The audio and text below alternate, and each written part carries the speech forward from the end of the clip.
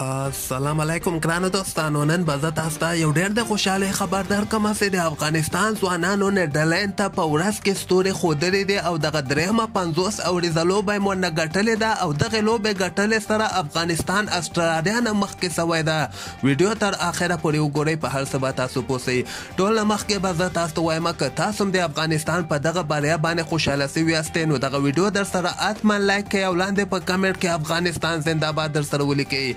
لکه څنګه چې تاسو خبر یاستئ د افغانستان او د نیدرلینډ درېیمه 50 اوریزه لوبه نن ترسره شوله.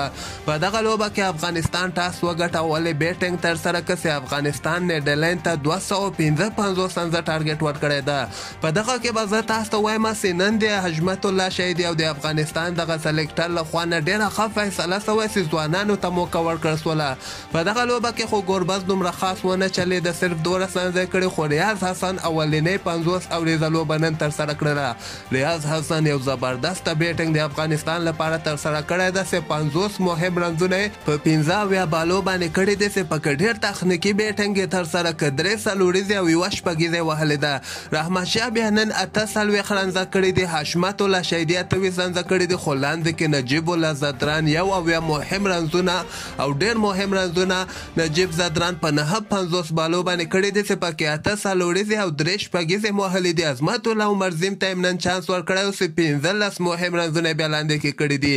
همدغسې رشید خان هم 13 رنزه کړي دي. نو 50 اورو کې افغانستان 255 رنزه ټارګټ نیدرلینډ ته ورکړی او د نیدرلینډ ټول ټیم به زه تاسو ته وایم چې 109 رنزو پورې دغه رنزونه رسولي او ټول ټیم یې آوټ سوی ده. 15 رنزو باندې افغانستان دغه مهمه لوبه ګټلې ده. که موږ د افغانستان بولرانو ته راستو، نن لوبه کې ډېر زبردسته کمبینیشن افغانستان لګولی او چې قیس احمد ته هم چانس ورکړی و.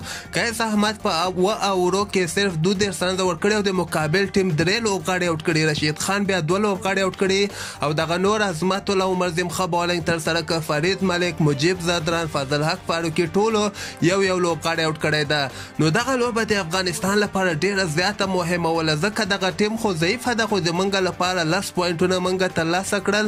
اوس تاسو دغه پوینټ ټیبل وګورئ چې په دغه کې اول انګلینډ مقام لري، دویم بنګلادیش ده، دریم آیلینډ ده، څلورم سریلانکا ده. افغانستان 15 مقام ته راغلی ده. افغانستان هندوستان او پاکستان نه مخکې سوی ده او نن لوبې ګټلو سره استرالیا نه مخکې سوی ده. صرف 6 لوبې کړې دي او 6 واړه ګټلې دي. نو ټولو د افغانستان د کرکټ مینوالو ته ډېر زیات مبارکي ده. خپله نن ډېر زیات خوشحاله یم. یو خو افغانستان دغه لوبه وګټله او بل موږ داسې لوبغاړي نن لګولي ول چې همدغه لوبغاړي موږ غوښتل چې د افغانستان لپاره لوبه ترسره کړي. همدغسې تازه خبرو لپاره تاسو دغه چینل هم در سره سبسکرایب کولی شئ.